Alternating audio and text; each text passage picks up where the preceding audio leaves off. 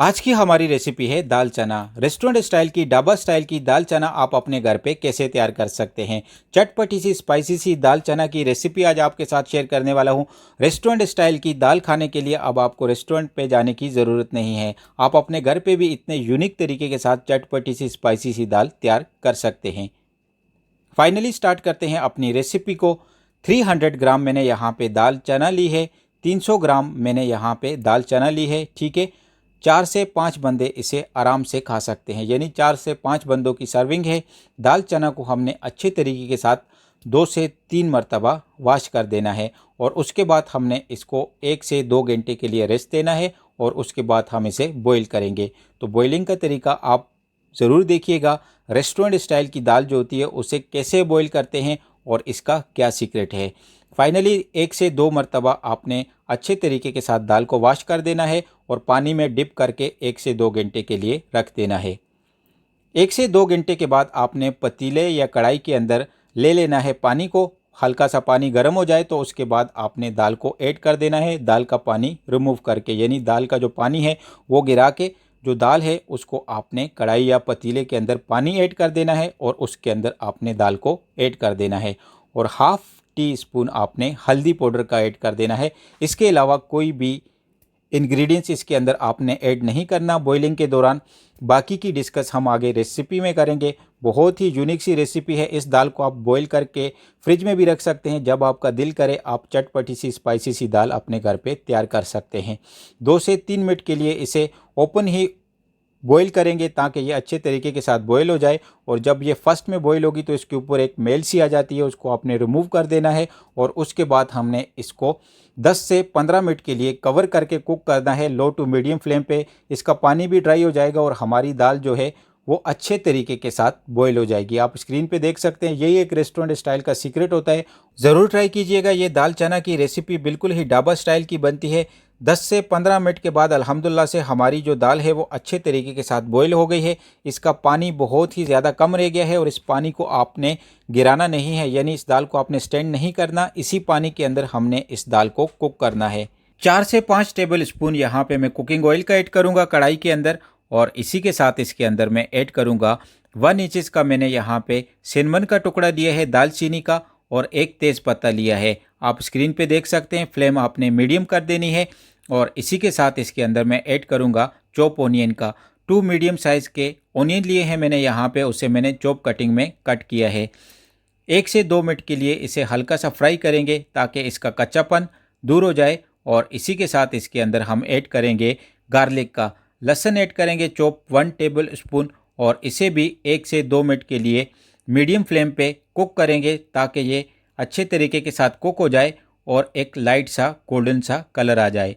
जब इसके ऊपर लाइट सा गोल्डन सा कलर आ जाएगा तो उसके बाद हमने इसके अंदर ऐड कर देना है टमाटर का। 2 मीडियम साइज़ के टमाटर मैंने लिए हैं यहाँ पे और उसे भी मैंने चॉप कटिंग में कट किया है। ऐड कर देंगे टमाटर को भी और इसे भी 2 से 3 मिनट के लिए मीडियम फ्लेम पे कुक कर देंगे ताकि ये अच्छे तरीके के साथ कुक हो जाए और इसका कच्चापन दूर हो जाए। और उसके बाद हमने इसके अंदर स्पाइसेस का ऐड करना है। चैनल पे अगर नए हैं तो चैनल को सब्सक्राइब करना ना भूलिएगा। उग्गी फूड सीक्रेट को हम आपके साथ ऐसी होममेड और कमर्शियल रेसिपियां शेयर करते रहेंगे। हाफ टेबल स्पून यहाँ पे हम ऐड करेंगे साल्ट का। इससे ज़्यादा साल्ट आपने ऐड नहीं करना। और इसी के साथ इसके अंदर मैं ऐड करूँगा कश्मीरी लाल मिर्च पाउडर का 1 टेबल स्पून और इसी के साथ इसके अंदर मैं ऐड करूँगा कोरिएंडर पाउडर का, धनिया पाउडर का हाफ टेबल स्पून।